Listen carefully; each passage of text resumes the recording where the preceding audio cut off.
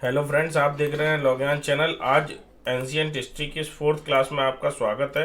Ancient history की 3 classes हो चुकी हैं आपकी, और फोर्थ क्लास में आज हम लोग मौर्य युग को पूरा कवर करेंगे।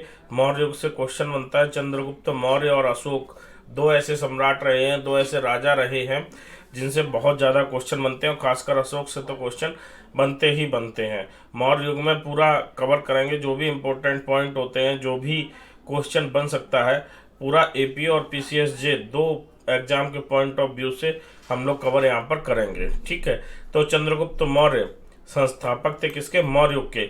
नंद वंश को इन्होंने समाप्त किया था। आपने पिछली क्लास में नंद वंश के राजाओं के नाम पढ़े थे, तो नंद वंश को समाप्त करके, युद्ध करके, और ये चंद्रगुप्त मौर्य संस्थापक बने थे किसके? मौर्य साम्राज्य के या मौर्य युग के। और 322 से 298 ईसा पूर्व ये रहे थे। चंद्रगुप्त मौर्य के पुत्र का नाम था बिंदुसार। बिंदुसार 298 से 273 ईसा पूर्व रहा। और फिर उनके पुत्र का नाम था अशोक। अशोक 273 से 232 ईसा पूर्व रहे। और फिर अशोक के पुत्र का नाम था बृहद्रथ, और ये अंतिम मौर्य शासक थे। तो मौर्य युग था छोटा सा, लेकिन ये बहुत प्रभावशाली युग था। तो सबसे पहला क्वेश्चन जो बनता है, संस्थापक कौन था? चंद्रगुप्त मौर्य थे। ठीक है, और इसमें क्रम पूछा जा सकता है। आपसे चारों राजाओं के नाम दे दिए जाएंगे और कहा जाएगा कि इनको क्रम से लगाइए या इनको कालक्रम के अनुसार व्यवस्थित कीजिए। तो आपको सिंपल सा चंद्रगुप्त मौर्य, बिंदुसार, अशोक और बृहद्रथ याद करने हैं आपको अच्छे से। ठीक है, अब आ जाइए चंद्रगुप्त मौर्य के बारे में पढ़ते हैं। मौर्य राजवंश की स्थापना चंद्रगुप्त मौर्य ने की थी। किसकी सहायता से की थी? चाणक्य या कौटिल्य की सहायता से चंद्रगुप्त मौर्य ने स्थापना की थी। चंद्रगुप्त मौर्य की जो माता थी, उनके बारे में अलग अलग साहित्य में अलग अलग वर्णन मिलता है, लेकिन एक जगह जहाँ पर वर्णन मिलता है, चंद्रगुप्त मौर्य की माता का नाम मुरा था, और जो शूद्र जात की थी, और जो नंद वंश के जो राजा थे, उनके जो कॉलोनी थी गरीब लोगों की, उसमें रहती थी। ठीक है, ऐसा वर्णन मिलता है। एक जगह वर्णन मिलता है कि उनके रनिवास में रहती थी। ठीक है, जो रानी थी उनकी सेवा करती थी। तो अलग अलग वर्णन मिलता है। मौर्य राजवंश की स्थापना चंद्रगुप्त मौर्य ने की थी और चाणक्य की सहायता से की थी। ये याद कर लीजिए, ये इंपॉर्टेंट है। देखिए, जहाँ जहाँ पर हिस्ट्री के फैक्ट्स का अलग अलग वर्णन मिलता है, वहाँ से आयोग क्वेश्चन बनाने से बचता है। लेकिन अगर अलग अलग वर्णन के बावजूद कोई बहुत इंपॉर्टेंट क्वेश्चन बन जाता है, तो बनाया जा सकता है। माता का नाम मुरा, याद कर लीजिएगा। ठीक है, चंद्रगुप्त मौर्य को सेंड्रोकोटस के रूप में विलियम जोन्स ने पहचाना। विलियम जोन्स एक विदेशी यात्री थे जो इंडिया आए थे, और इन्होंने चंद्रगुप्त मौर्य को सेंड्रोकोटस के रूप में पहचाना। प्राचीन ग्रंथों में जो सेंड्रोकोटस का नाम आया, वो उन्होंने कहा वो चंद्रगुप्त मौर्य ही थे। तो चंद्रगुप्त मौर्य को सेंड्रोकोटस के रूप में किसने पहचाना? विलियम जोन्स ने। चंद्रगुप्त मौर्य के समय मुद्रा राक्षस की रचना हुई। मुद्रा राक्षस एक नाटक था, बहुत फेमस, आज भी फेमस है। तो मुद्रा राक्षस की रचना किसने की थी? विशाखदत्त ने की थी। ठीक है, मैं एकदम, एक तो है कि मैं आपको कहानी सुनाने लगूं कि चंद्रगुप्त मौर्य ऐसे थे, ऐसा हुआ, ऐसा हुआ, ऐसा हुआ, तो उसमें एक तो समय भी बहुत ज़्यादा लगेगा, और वो तब ज़्यादा उपयोगी है जब आप पीसीएस का पेपर दे रहे हैं या यूपीएससी का पेपर दे रहे हैं। यहाँ मैं आपको फैक्ट टू फैक्ट इसलिए बता रहा हूँ कि कम समय में आप अच्छे से अच्छा तैयार कर लें और आपका काम चल जाए। ठीक है, सेल्यूकस ने अपनी पुत्री हेलेना की शादी जो थी वो चंद्रगुप्त मौर्य से की थी। क्वेश्चन सिंपल सा कि चंद्रगुप्त मौर्य से किस विदेशी शासक ने या किस विदेशी सेनापति ने शादी की थी अपनी पुत्री की? तो वो सेल्यूकस ने की थी। ठीक है, सेल्यूकस ने ही मेगस्थनीज को भेजा था इंडिया चंद्रगुप्त मौर्य के दरबार में, और मेगस्थनीज ने इंडिया नामक पुस्तक लिखी, जिससे मौर्य शासन का बहुत कुछ इतिहास देखने को मिलता है। इंडिका किसने लिखी? मेगस्थनीज ने। क्वेश्चन पूछा जाएगा, मेगस्थनीज को किसके दरबार में आया था? चंद्रगुप्त मौर्य के दरबार में। किसने भेजा था मेगस्थनीज को? सेल्यूकस ने भेजा था। चंद्रगुप्त मौर्य से किस विदेशी सेनापति ने अपनी बेटी की शादी की? सेल्यूकस ने की थी। चंद्रगुप्त मौर्य की विदेशी सेनापति की पत्नी का नाम क्या है? विदेशी सेनापति की जो बेटी चंद्रगुप्त मौर्य की पत्नी बनी, उसका नाम क्या है? हेलेना। तो जो सामने स्क्रीन पर जितने भी क्वेश्चन आपको दिख रहे हैं, वो याद करते चलिए। ठीक है, चंद्रगुप्त मौर्य ने बहुत ज़्यादा विस्तार कर दिया था। पूर्व में चंद्रगुप्त मौर्य मगध तक पहुंच गए थे, पश्चिम में कर्नाटक तक पहुंच गए थे, और पश्चिम में सौराष्ट्र तक पहुंच गए थे, दक्षिण में कर्नाटक तक पहुंच गए थे, और उत्तर पूर्व में हिंदुकुश की पहाड़ियों तक चंद्रगुप्त मौर्य का विस्तार था। ठीक है, चंद्रगुप्त मौर्य का साम्राज्य के बारे में, जिला प्रशासन के बारे में क्वेश्चन बनते हैं। तो मौर्य काल में जिला प्रशासन का प्रधान कौन होता था? स्थानिक होता था। कौन होता था? स्थानिक। मौर्य काल में जिला पे जो आज डिस्ट्रिक्ट मजिस्ट्रेट होते हैं ना, ऐसे ही मौर्य काल में जिला पे जो प्रशासन संभालता था उसको स्थानिक कहते थे, और वो समाहर्ता के नियंत्रण में रहता था। ये मान लीजिए कि ये डीएम है और ये कमिश्नर है, कि डीएम कमिश्नर के नियंत्रण में होता है। ठीक है, तो ऐसे करके याद करने के लिए गांव का प्रमुख क्या कहलाता था? ग्रामिक कहलाता था। क्वेश्चन डायरेक्ट पूछेंगे, जिला प्रशासन का प्रधान कौन था? तो स्थानिक था। गांव का प्रमुख कौन था? ग्रामिक था। देखिए, मौर्य काल एक ऐसा काल था जिसमें प्रशासन, जिसमें अर्थव्यवस्था, जिसमें युद्ध नीति, ये सभी बहुत ज़्यादा व्यवस्थित थे। और यही कारण है कि भले ही कम शासक मौर्य प्रशासन में रहे, मौर्य प्रशासन बहुत ज़्यादा याद किया जाता है हिस्ट्री में, क्योंकि उन्होंने अपनी छाप छोड़ी अपने इस व्यवस्थित रूप से। इसी तरीके से आप इतिहास पढ़ते तो हैं, इतिहास से सीख भी सकते हैं कि अगर आप व्यवस्थित रूप से अपनी पढ़ाई करते हैं, पूरी योजनाबद्ध तरीके से करते हैं, तो आप भी तैयारी करके एक ऐसे स्तर पर पहुंच सकते हैं जो आपको याद किया जाए आगे, है ना। तो इसी तरीके से जो जब आप हिस्ट्री, क्या है हिस्ट्री? कुछ नहीं है, पुरानी चीज़ों से सीखने का नाम है। तो आप हिस्ट्री पढ़ते भी रहिए और हिस्ट्री से सीखते भी रहिए, ताकि आप सब कुछ अच्छा सा करें। देखिए, मौर्य प्रशासन ने किया अच्छे से, उनका राज तक नाम है। आप भी सब कुछ अच्छे से कीजिए, आप उस स्तर पर पहुंच जाएंगे जहां आप पहुंचना चाहते हैं। और रही बात एपीओ की या अन्य तैयारी की, तो लॉग्यान आपके साथ है। लॉग्यान ने पूरा एपीओ की मुहिम ही इसीलिए छोड़ी है कि किसी की शिक्षा में पैसा बाधा ना बने। ठीक है, आगे जो तैयारी कराएंगे वो किस स्तर पर कराएंगे, कैसे कराएंगे, लेकिन लॉग्यान हमेशा ही इस बात को ध्यान में रखेगा कि हम जितना ज़्यादा फ्री कंटेंट आपको दे सकें उतना ज़्यादा दें। और आपको क्या करना है? आपको कमेंट करना, आपको वीडियो को लाइक करना है, शेयर करना है। आपको ये प्लेटफॉर्म आगे बढ़ाएगा और आप इस प्लेटफॉर्म को आगे बढ़ाइए। ठीक है, तो अगर वीडियो को लाइक नहीं किया है तो लाइक कर दीजिए। इसी स्तर पर आगे बढ़ते हैं। मौर्य प्रशासन में सबसे ऊंचे अधिकारी जो थे उनको तीर्थ कहते थे, या तो तीर्थ कहते थे, या महामात्र कहते थे, या आमात्य कहते थे। ठीक है, क्वेश्चन आपसे किसी भी कोई भी ऑप्शन पूछा जा सकता है कि मौर्य प्रशासन में सबसे ऊंचे अधिकारी को कहते थे, और ऑप्शन में हो सकता है तीर्थ हो सकता है महामात्र हो सकता है आमात्य हो। आमात्य आपने सुना भी होगा सीरियल में, लेकिन तीर्थ भी कहते थे। ठीक है, इनकी संख्या कितनी थी ये भी पूछा जा सकता है। तो इनकी संख्या उस समय मौर्य प्रशासन में 18 थी। मौर्यों ने अपनी राजधानी पाटलिपुत्र को बनाया था। कौटिल्य के अनुसार मौर्य साम्राज्य की सेना कैसी सेना थी? चतुरंगड़ी सेना थी, जिसमें पैदल थे, हाथी थे, घोड़े थे और रथ थे। ठीक है, कौटिल्य कौन थे? कौटिल्य कौन थे? चाणक्य। चाणक्य का दूसरा नाम कौन सा है? कौटिल्य। हालांकि इतना नीचे स्तर पर आके क्वेश्चन नहीं पूछेंगे, बहुत सरल क्वेश्चन हो गया ये, लेकिन पूछ सकते हैं। तो कौटिल्य किसका नाम था? चाणक्य का नाम था। और मौर्य प्रशासन की सेना को चतुरंगड़ी किसने बनाया, किसने बताया?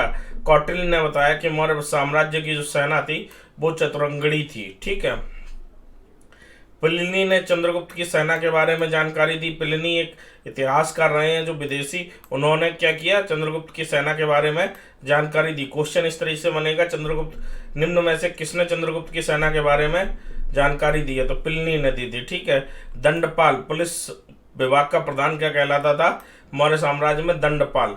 मौर्य काल में गुप्तचर विभाग भी था, और गुप्तचर विभाग को चाणक्य बहुत जोर देते थे, और इसका प्रमुख क्या कहलाता था? महामात्यासर्प। महामात्यापसर्प ये नाम था। महामात्यापसर्प गुप्तचर विभाग के प्रमुख का नाम था। किसानों से मौर्य काल में उपज के चौथे से छठे हिस्से तक की वसूली की जाती थी। जो उपज हुई उसका 4th पार्ट, 1/4 या 1/6 पार्ट लिया जाता था कर के रूप में। मौर्य साम्राज्य में चुंगी कर भी लगता था। ठीक है, ऐसे क्वेश्चन पूछ लेंगे कि मौर्य साम्राज्य में इनमें से कौन से कर लगते थे? पहला ऑप्शन दे दिया भूमि कर। ठीक है, दूसरा ऑप्शन दे दिया चुंगी कर, और तीसरा ऑप्शन दे दिया ये दोनों। चौथा इनमें से कोई नहीं। आपको आंसर करना है दोनों, क्योंकि आपको मैंने बता दिया चुंगी कर भी लगता था, और उपज के चौथे से छठे हिस्से तक भूमि कर भी लगता था किसानों से। ये भी पूछ सकते हैं किसानों से मौर्य साम्राज्य में कितना कर लगता था, तो उसमें ये ऑप्शन होगा उपज के चौथे से छठे हिस्से तक। तो आपको ये करना है। ठीक है, फिर चंद्रगुप्त मौर्य के बाद जो राजा बने बिंदुसार, ये चंद्रगुप्त मौर्य के पुत्र थे। इनको अमित्रकेट्स या अमित्रघात कहा जाता था। तो मौर्य साम्राज्य के किस राजा को अमित्रघात कहा जाता था? बिंदुसार को। बिंदुसार ने आजीवक संप्रदाय की शिक्षा ली थी, इसलिए बिंदुसार आजीवक संप्रदाय को मानता था। ठीक है, तो चंद्रगुप्त मौर्य के बाद जो राजा बने बिंदुसार, और बिंदुसार किस संप्रदाय को मानता था? आजीवक संप्रदाय को मानता था। बिंदुसार सीरिया के शासक एंटियोकस का समकालीन था। ये पॉइंट मैंने इसलिए बनाया, एक बार पूछा जा चुका है कि मौर्य साम्राज्य का कौन सा शासक सीरिया के एंटियोकस का समकालीन था। तो किसका समकालीन था? एंटियोकस का बिंदुसार। और एंटियोकस ने डायमेकस को बिंदुसार के दरबार में राजदूत के रूप में भेजा था। डायमेकस को किसके दरबार में राजदूत के रूप में भेजा था? बिंदुसार के दरबार में। 273 ईसा पूर्व बिंदुसार की मृत्यु हो गई थी। उसके बाद चंद्रगुप्त मौर्य के बाद बिंदुसार और बिंदुसार का बेटा अशोक राजा बना। अशोक के बारे में किंवदंती है कि वो अपने 99 भाइयों को मार के राजा बनाता, लेकिन ये किंवदंती ही मानी जाती है, इसके बारे में आपको नहीं जाना है। अशोक ने बहुत लंबे समय तक 273 ईसा पूर्व से 232 ईसा पूर्व तक राज किया था और इसे मौर्य साम्राज्य का सबसे महान शासक माना जाता है। ठीक है। अशोक के पुत्र का नाम महेंद्र था और पुत्री का नाम संघमित्रा था। आगे देखेंगे आप कि अशोक ने अपने पुत्र और पुत्री दोनों को श्रीलंका बौद्ध धर्म के प्रचार के लिए भेज दिया था। पत्नी कौन थी? पत्नी का नाम देवी था। पत्नी का नाम अलग अलग जगह अलग अलग मिलता है। अशोक के प्रयाग स्थित शिलालेख में एक पत्नी कारुबाकी का वर्णन मिलता है। ठीक है। और विदिशा की श्रेष्ठी की पत्नी थी ये पत्नी थी देवी, और देवी के ही पुत्र माने जाते हैं महेंद्र और संघमित्रा। अशोक की कई पत्नियां थी, उसमें से एक देवी थी जो विदिशा की श्रेष्ठी की पत्नी थी, महेंद्र और संघमित्रा जिनसे पुत्र पुत्री थे। ठीक है। क्वेश्चन यहाँ पे ज्यादा नहीं पूछा जाएगा, आपसे केवल पुत्र और पुत्री के बारे में पूछा जा सकता है। या आपसे ये पूछ सकते हैं कि अशोक के प्रयाग स्थित शिलालेख से किस रानी का वर्णन मिलता है? तो रानी कारुबाकी का वर्णन मिलता है अशोक के प्रयाग स्थित शिलालेख से। ठीक है। अशोक जब राजा बने, राजा बनने से पहले बिंदुसार के समय ये तक्षशिला व उज्जैन के प्रांतीय शासक बनाए गए थे।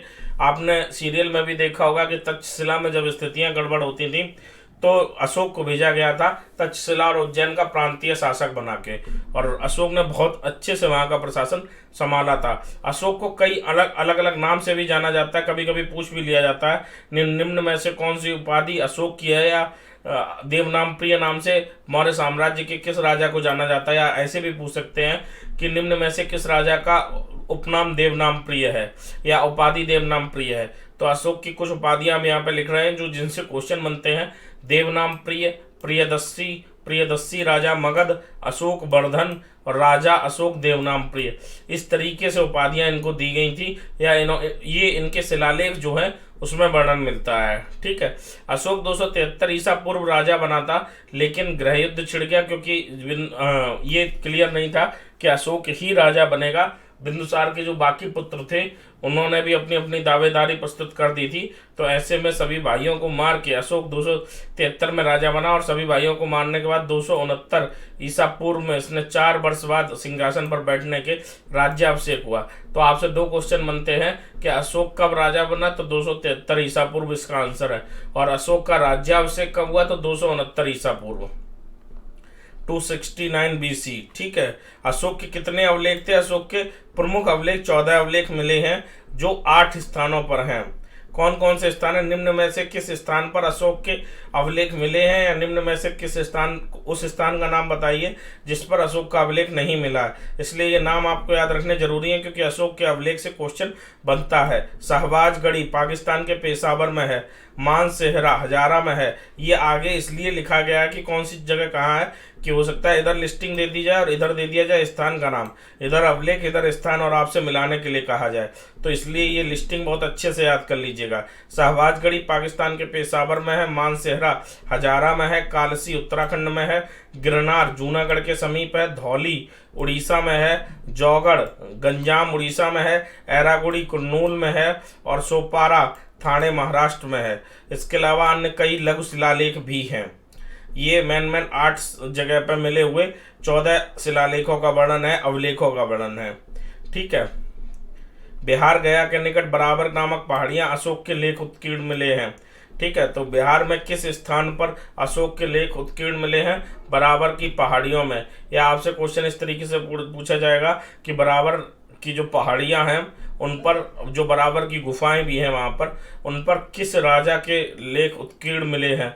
तो अशोक के लेख उत्कीर्ण मिले हैं। सबसे पहले अशोक की जो लिपि थी 1837 ईस्वी में जेम्स प्रिंसेप ने अशोक के शिलालेखों को पढ़ा था। क्वेश्चन ये पूछा जाता है कि अशोक के शिलालेखों को सबसे पहले किसने पढ़ा था? तो जेम्स प्रिंसेप ने पढ़ा था। थोड़ा सा लंबा हुआ जा रहा है वीडियो, लेकिन आपको देखना होगा क्योंकि इससे क्वेश्चन बनेगा। मैंने कोशिश की कोई भी पॉइंट छूटे ना। 261 ईसा पूर्व अशोक ने कलिंग पर आक्रमण किया था, और अशोक का जो ये कलिंग युद्ध था वो इसलिए बहुत याद किया जाता है क्योंकि इस युद्ध में हुई मारकाट के बाद अशोक ने बौद्ध धर्म ग्रहण कर लिया था और उसका हृदय परिवर्तन हो गया था। क्वेश्चन ये कि कलिंग पर अशोक ने कब आक्रमण किया था, तो 261 ईसा पूर्व अशोक ने कलिंग पर आक्रमण किया था। और कलिंग युद्ध में किस युद्ध में अशोक का हृदय परिवर्तन हो गया था, तो कलिंग युद्ध में अशोक का हृदय परिवर्तन हो गया था। ठीक है, इस बात को याद रखिएगा कि कलिंग युद्ध में अशोक का हृदय परिवर्तन हो गया था। इस कलिंग युद्ध के बारे में किस अभिलेख से सूचना मिलती है? 13वें अभिलेख से सूचना मिलती है। अशोक के 13वें अभिलेख से किस युद्ध के बारे में सूचना मिलती है? कलिंग युद्ध के बारे में। मैं दोनों तरफ से आपको इसलिए बता देता हूं कि क्वेश्चन किधर से भी पूछा जा सकता है, आपके दिमाग में पॉइंट दोनों तरह से सेट होना चाहिए। ठीक है, अशोक ने अपने पुत्र महेंद्र व पुत्री संघमित्रा को श्रीलंका में बौद्ध धर्म के प्रचार के लिए भेजा था। अशोक ने अपने पुत्र पुत्री को किस देश में बौद्ध धर्म के प्रचार के लिए भेजा था? आंसर है श्रीलंका के लिए। या डायरेक्ट ऐसा क्वेश्चन पूछ सकते हैं कि अशोक किस धर्म का पालन करता था, तो आंसर है बौद्ध धर्म का पालन करता था। ठीक है, तो ये हो गए प्रमुख अशोक के बारे में, चंद्रगुप्त मौर्य के बारे में पॉइंट। अब मौर्यकालीन प्रशासन के बारे में हम लोग पढ़ेंगे क्योंकि मौर्यकालीन प्रशासन से भी क्वेश्चन बन जाता है। अगर अभी तक आपने वीडियो को लाइक नहीं किया तो वीडियो को लाइक कर दीजिए, चैनल को सब्सक्राइब नहीं किया तो चैनल को सब्सक्राइब कर लीजिए। अब आइए मौर्यकालीन प्रशासन के बारे में देखते हैं। प्रमुख अमात्य नगरों का जो अधिकारी होता था उसे क्या कहते थे? महामात्य। उसे क्या कहते थे? महामात्य। सिक्कों का जांचकर्ता उसे कहते थे रूपदर्शक।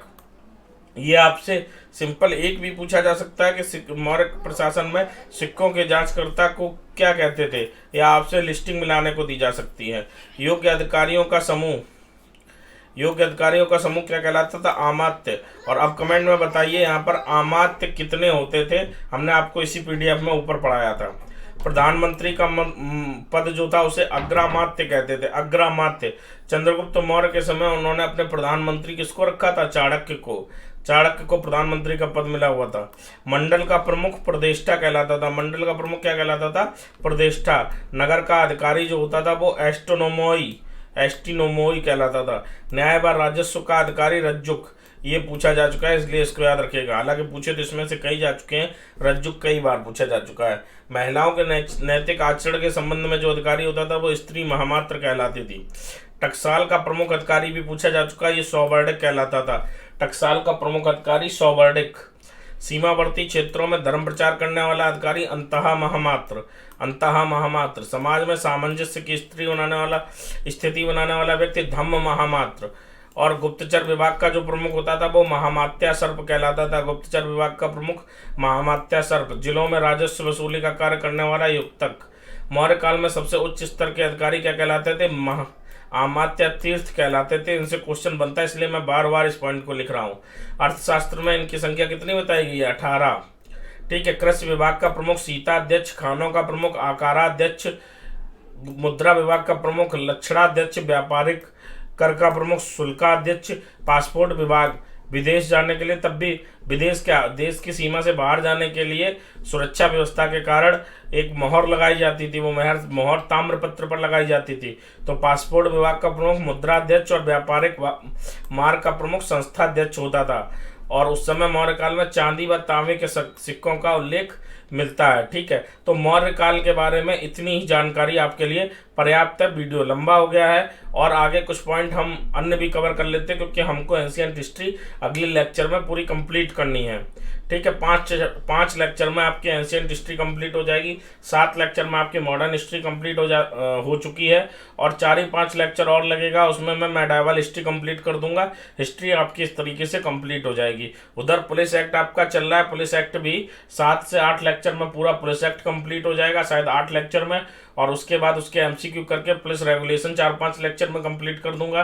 तो इस तरीके से 2 पार्ट आपके निपट जाएंगे। इधर हिस्ट्री खत्म हो जाएगी और उधर आपका पुलिस एक्ट खत्म हो जाएगा। उसके बाद आगे हम लोग विचार कर लेंगे कौन से सब्जेक्ट चल रहे हैं। आप कमेंट बॉक्स में बताइए आप क्या चाहते हैं कि हिस्ट्री के बाद मैं कौन सा सब्जेक्ट शुरू करूं। हिस्ट्री के बाद कौन सा सब्जेक्ट शुरू करूं? पॉलिटी, ज्योग्राफी, इकोनॉमी, कौन सा सब्जेक्ट मैं हिस्ट्री के बाद शुरू करूं? आप इसी वीडियो के कमेंट बॉक्स में हमको बताइए।